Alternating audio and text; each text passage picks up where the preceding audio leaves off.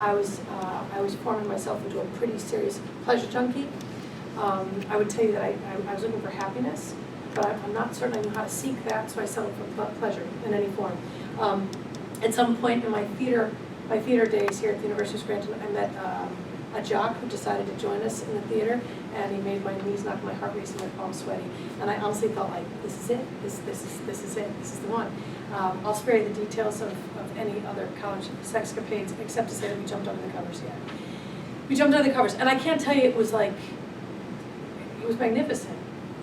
He was probably pretty well under, a few sheets to the wind, so to speak. I will tell you this, that when all was said and done, I remember leaving feeling really empty. And that's when I started to pray. The kind of prayers I was doing were foxhole prayers, like I was already pregnant. Haven't checked in with you in a while, but I have a big one for you, that relationship ended, as you can all presume and imagine. I then, sometime afterward, met a young man, and he was quite a bit different. I invited him to a bar, at which he said, I don't drink. And I said, come and sip sodas. I don't drink either. And he said, no, when I go to bars, I drink. So I don't go to bars anymore. I learned in the flash of an eye that this man was at this time, he's about 29 years sober from an addiction that really could have taken his life. And one of the things that he had when I met him, which was very beautiful, very drawing, very attractive to me, was a relationship with God. And his relationship with God wasn't just what we had grown up with, religion. It was intimate, it was personal, it was tender and affectionate, it was relationship. It was what Father had talked about. It was conversation. It wasn't just me thinking and hoping you might be there. He believed wholeheartedly that what made that sobriety possible entirely was God's grace and his reaching out and begging God for help and God coming back very generously with that help. Would love to tell you that I learned a few lessons that were valuable in the way of how to make relationships work, but we jumped under the covers. And I will spare you the details of that 3.5 to 4 years of expressing I love you primarily one way, which was under the covers, okay? At which time, he's talking marriage, I'm getting scared. And I think part of it was just selfishness. Somebody had started to visit me up in my office here in Harper McGinnis Wing is what it was called way back when. And I started to feel real bad about how good I felt when that man left my office. So I ended the relationship, and I ended the relationship not certain I was doing the right thing, and ran to get this woman's advice, who I had come to know to be very, very wise, smart, just really got relationships. And she had a beautiful marriage, and I remember her saying, I'm asking about this relationship with a guy, and she's saying, how's this relationship? And I was like, oh, I pray once in a while. She's like, Meg, this relationship is what determines the beauty, the happiness, the joy of this relationship. I recommend you work on that. That's going to make a big difference here. You get this right, it orders all the rest. So after much prodding, I ended up spending 5 minutes, then 5 became 10, 10 became 20, in front of the tabernacle. It was right actually in the basement of this building, St. Ignatius Chapel at the time. And I have to tell you, I started to believe in the power of prayer. I really started to believe in the power of prayer. I had a long way to go. A year after we had broken up, I was, much before the year, worried that I had made a terrible mistake. And as this year and the end of the year is approaching, I became convinced that I wasn't really wise in having let that relationship go, and I started praying really hard. I remember going up to the woman and saying, maybe I should just call him. And she said, maybe you should ask God for acceptance, whatever the outcome. And yeah, I think that might be down the road. Give it 3 weeks time in front of the tabernacle, see what happens. I ran into that man in the hill section, walking home because my ride failed me. And I hadn't seen him in a year. And the reason why he ran into me is because he was head under the hood, looking at his truck, and I have to tell you, it was no coincidence. It was for me, it was like, wow, God is real, God is personal. And I remember him eventually coming around after doing a lot of small, superficial talk, him saying, so do you think maybe you'd like to go out for coffee sometime? Yes! I was like, desperate, yes, I would love to go out for coffee. We jumped under the covers. And at that point, I felt it keenly because during the time we were apart, I lost two really important women in my life.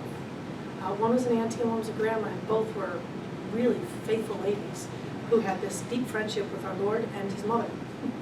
And when I lost them, someone gave me a book on Mary. And in that book on Mary, she was challenging me to live differently. That young man and I ended up at a church in Maryland, St. Joseph's Church. Do y'all know what he's the patron of? No, okay. Patron of purity. Okay? That was not my choice to go to St. Joseph's. We were taken there by a friend. I ended up in St. Joseph's Church at a healing mass, and no joke, the priest is processing through the church, and they're actually praying for healing from all sorts of things. And the whole first half of the church is nothing but physical ailments.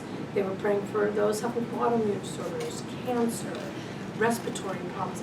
And as the monstrance, which is a large, beautiful, almost looks like a big flower or a sun with the Blessed Sacrament placed in it, as the priest got right before my pew, having heard all of these prayers prayed for physical healings, it suddenly took a major shift.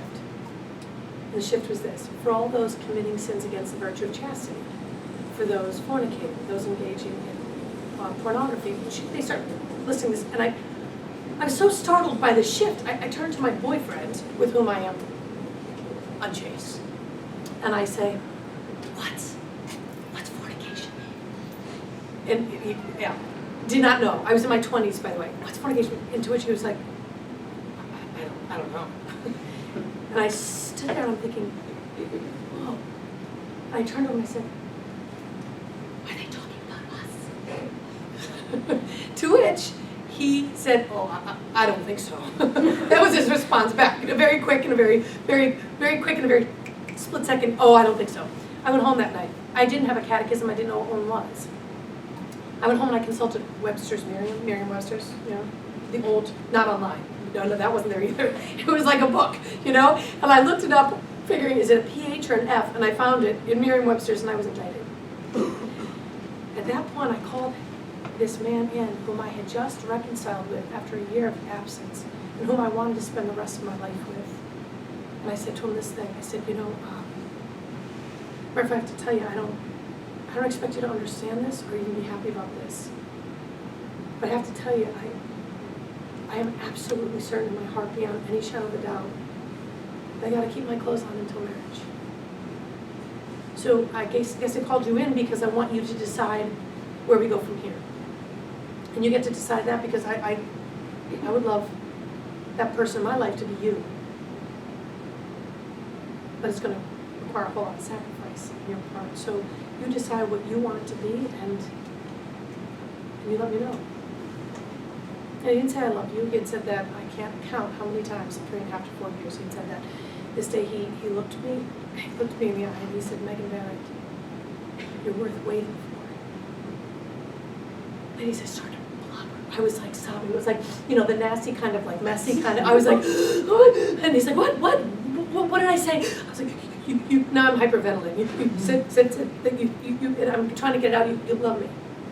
He said, Megan, I've been saying that for years.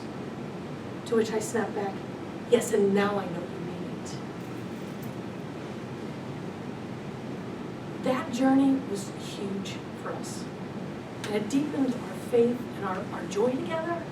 Getting things out of bed made sure that we found really non-sexual romantic ways to express our profound affection for each other without me trying to light a fire and run away with him to finish it, We became closer to our God and closer to one another. And I would say even more intimate than when we were shedding our clothes. A brand new intimacy actually began to take place.